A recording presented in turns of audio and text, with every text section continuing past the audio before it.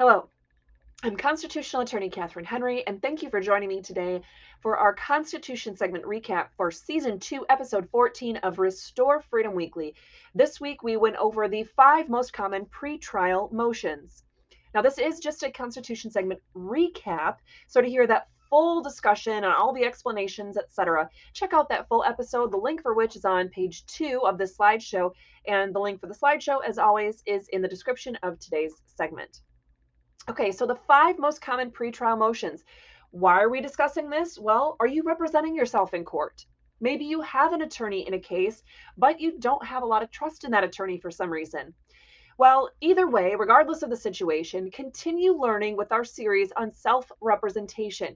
This week, like we said, we're going to go over, and we did go over the 5 most common pre trial motions. So, whether your case is civil or criminal, this information will help you be best prepared for trial.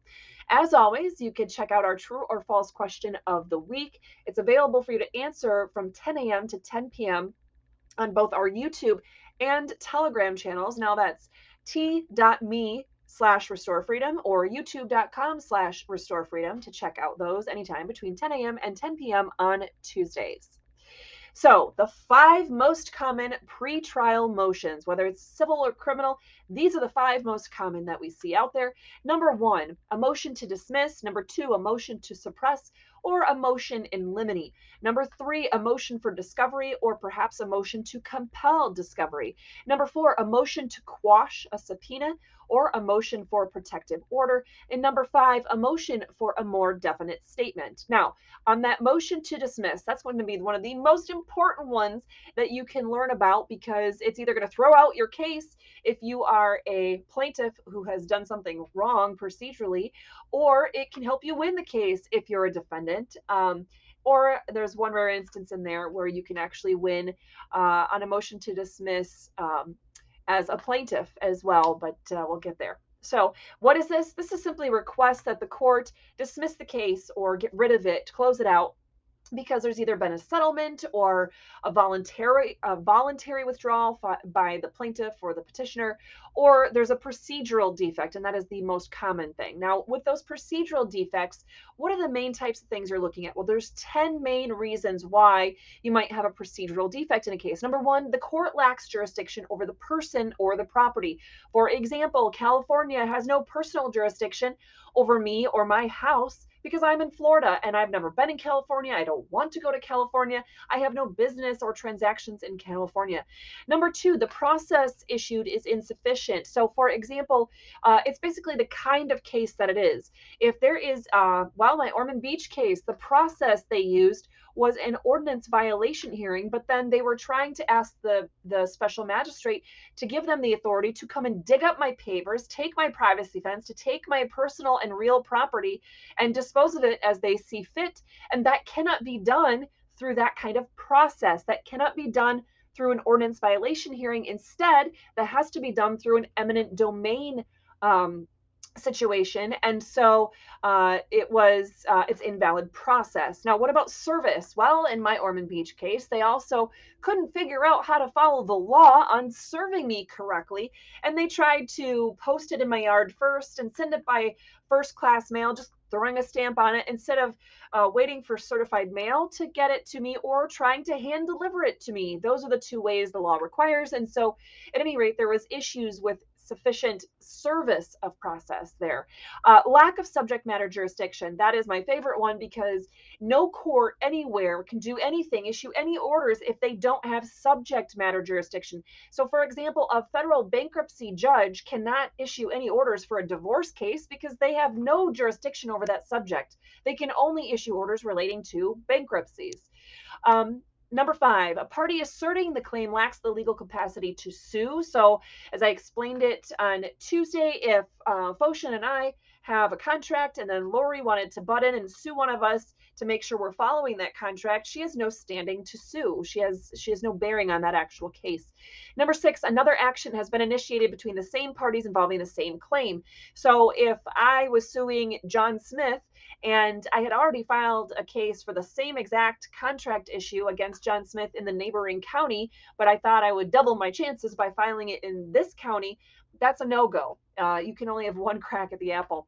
The next one, a release, payment, prior judgment, immunity, statute of limitations, or infancy, meaning you can't sue a child for the issues relating to, their property because a child doesn't have the capacity to be sued. Um, Immunity. When I was serving as an attorney in the state of Michigan on November 3rd, 2020, and I came to the scene to be legal counsel specifically for people in a situation, I showed up as the attorney. There's no dispute about that. There's a state law that says you can't arrest an attorney or someone who's serving in government at the time, unless it's for treason or one of two other rare circumstances. And so I was immune from being arrested, yet they arrested me. So anyway, I brought that issue up. All right. So the opposing party has failed to state a claim upon which relief can be granted. I guess you could say that in my Ormond Beach case, they are failing to state a claim upon which relief can be granted because they're claiming that they have the authority to come onto my property and to do a whole bunch of stuff that's not how ordinance violation hearings work. They're talking about eminent domain kinds of relief. And so the claim that they are actually raising is not one that relief can be granted for. If though, it had been a normal, just two parties, not a government entity, but just two parties to a contract dispute for whatever reason, that there's a lawsuit and a defense is brought forth that really is not a valid defense. That would be the ninth way that you can challenge and file a motion to dismiss. Because as a plaintiff, you could say, hey, they didn't file a valid defense, so I should win as a matter of law. Well, that only works in civil cases. It does not work in criminal cases because a prosecutor always has the burden of proving beyond a reasonable doubt each and every element of an offense, even if the defendant chooses to sit by and say nothing the entire time. Now, number 10, except as to the amount of damages or the dollar amount that would be due, there is no genuine issue about any material facts, and the moving party is entitled to judgment as a matter of law. You could see that one also played out in my Allegan County case because we did not disagree about any of the facts. We agreed who was there and what they said and where they were and where things were parked, where vehicles were parked. None of the facts were in dispute, but it was the law we were disputing about. So that's why I filed my motion to dismiss under that one as well. The first three that we talked about there have to be raised in your very first motion or responsive pleading with the court. If you don't bring them up right away, if you say, hey, California court, you don't have jurisdiction over me. I'm not there. You don't have personal jurisdiction. You have to raise that right away. If I start answering with other documents and filing other motions first, and then I bring that up, they're going to say, nope, you waived that opportunity. So it's use it or lose it right away for those first three. Subject matter jurisdiction can be brought up at any time, even if you don't even bring it up for the first time until you're on appeal, which is extremely rare. You always have to preserve your issues at the lower court before you can bring them up on appeal, except for subject matter jurisdiction. Issues number 5 through 7 have to be raised in your pleadings, your responsive pleadings or whatnot with the court before your trial. And 8 through 10 can be raised at any time unless the court has issued basically a scheduling order and said that all dispositive motions or motions that can dispose of the case have to be completed by a certain date, and that date has passed, then you wouldn't be able to file those. Now, where do you look? What are the court rules that are involved here? Well, in Michigan, check out Rule 2.116, Federal Rule of Procedure 12B, the Florida Rules 1.160 and 1.140.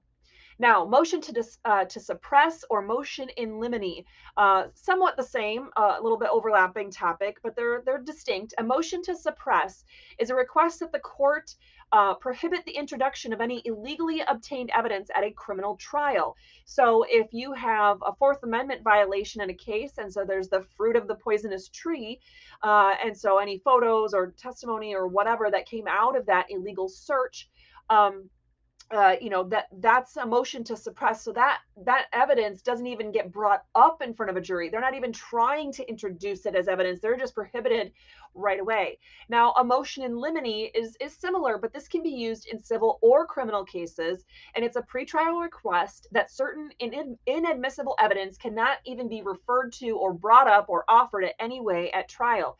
So basically, it could be about a variety of things, but if they think there's something that's inadmissible that would be unduly prejudicial, that if the jury even hears about it, that it's going to make it an unfair trial, they're saying to the court, please stop the other party from even bringing it up at trial. So that would be a motion in limine. Okay, a motion for discovery or a motion to compel. Again, they're two different things. Now, a motion for discovery, well, that's pretty obvious what it is. You're asking the other side to give you the evidence that they have, but it may not be needed if court rules or state law requires the parties to automatically disclose certain information to the other side. But even if you have the automatic right under court rule to receive discovery, you still might need to file a motion to compel that discovery. So whether you've had to specifically request information or whether a court rule automatically requires the disclosure without you having to do anything, you may need to file a motion to compel discovery, which, like I said, can be used in a criminal or civil case where the opposing party has failed to provide the required or requested discovery. What rules do you want to take a look at? Well, Michigan Court Rule 6.201 or 2.313 and Florida Rule 1.280. And there's other ones as well, but check out those first. Now, a motion to quash a subpoena and a motion for a protective order. Those are two kind of similar things, but they serve different purposes. Now, a motion to quash a subpoena, that's literally where you're trying to stop specifically testimony or whatever the subpoena is for. Generally, it's testimony from a witness, but whatever the subpoena has been issued for, that you're asking the court to undo that subpoena so that that person doesn't have to come or testify, or that thing doesn't have to be produced at trial, whatever. And a motion for a protective order is typically something that happens more in civil cases, but it's a request that the court protect you from potentially abusive action. So, for example, it could be about trade secrets or maybe private medical information that the other side might need to actually have access to, but that they can't use it in a way that would be abusive or release it to the public, that they have to be very careful with that information. And you want to check out Michigan Court Rule 2.506 or Florida Rule 1.280 and others. All right, a motion for a more definite statement. Um, this is a request that the court require the opposing party to amend a vague or ambiguous pleading to which the party cannot be reasonably required to respond. What does that mean? We have due process of law here, right? You can't have your life, liberty, or property taken away without having due process of law. What is the most basic function of that? Having notice of what the claim is and the opportunity to be heard in court on that. So if you have somebody that has sued you, for example, and you have really no idea what they're getting at because their complaint against you is so vague, you really don't know what they're alleging you did, then you can't properly defend it. Now, that could be in a criminal case too, and we talked about that in real life current examples on the criminal side of things, where the criminal complaint is worded so that you can't even tell what they're really alleging you did. So how can you properly prepare a defense for that? That would be the request for a more definite statement, that they have to narrow down and define things a little bit better. Now, if you want some real life case examples, some documents to look at all of these different kinds of motions, check out restorefreedomkh.com/resources and the case documents option. You'll see the Ormond Beach case, you'll see the Allegheny County case. There's other case documents on there as well, and there's a whole bunch more that I plan on putting on there when I have time. I've also included, again, the Give, Send, Go link for our fight against Ormond Beach, as that fight is currently ongoing, and we will continue having motions and things as we currently have a motion pending in front of the appeals judge right now. If you want any more information on this topic, please check out that full episode from Tuesday, yesterday's Way to Get Involved challenge, or tomorrow's Freedom Fighting Tools on Friday. Thanks so much, guys. Have a great day. Make sure to like, follow, subscribe, and share Restore Freedom.